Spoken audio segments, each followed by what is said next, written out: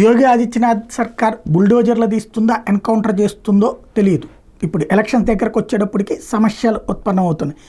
ఉత్తరప్రదేశ్లోని బరేలీలో అబిద్ అలీ అనే నాయకుడు, ఇతను అక్కడ ఉన్నటువంటి హిందువులకి ఒక వార్నింగ్ ఇచ్చేశాడు. ఇల్లు వదిలి వెళ్ళిపోవాలి, మీ వ్యాపారాలు వదిలేసి వెళ్ళిపోవాలి, లేకపోతే బంగ్లాదేశ్ పరిస్థితి ఎదురవుతుంది అని. ఇతను ఇంతకుముందు సమాజ్వాదీ పార్టీ నుంచి కొన్నిసార్లు, బీఎస్పీ నుంచి కొన్నిసార్లు పోటీ చేశాడు. అమలా టౌన్ ఏరియా చైర్మన్గా కూడా ఉన్నాడు. అక్కడ ఉండేది ఎక్కువగా ఇతను బెదిరించింది వాల్మీకి కుటుంబాలు. వాళ్ళందరూ కూడా ఇప్పుడు పోలీసులు కంప్లైంట్ చేశారు.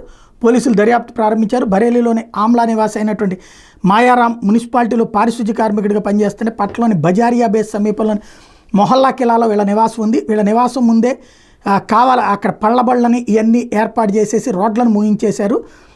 మున్సిపాలిటీకి ఇది కంప్లైంట్ చేస్తే, నువ్వు ఇక్కడ ఉండాలనుకుంటే మేము చేసేది చేయించుకో, మేము చేసుకుంటాం వ్యాపారాలు, నువ్వు ఇంట్లో ఉండాలనుకుంటే అట్లుండు, లేకపోతే కనుక వెళ్ళిపోమని చెప్పేసి బెదిరించేటప్పటికి ఆగస్టు 12న అబిద్ అలీ మరికొందరు తమ ఇంట్లోకి అనుమతి లేకుండా ప్రవేశించి కులం పేరుతో దూషించారని చెప్పి కూడా కంప్లైంట్ చేసుకొచ్చారు. ఏం చేసినా సరే బండ్లను మేము తీసేది ప్రసక్తే లేదు, ఇంతకన్నా ఎక్కువ మాట్లాడితే ఇంటిని కూల్చేస్తామని బెదిరించారు అన్నటువంటిది ఆరోపణ చేసుకొచ్చారు.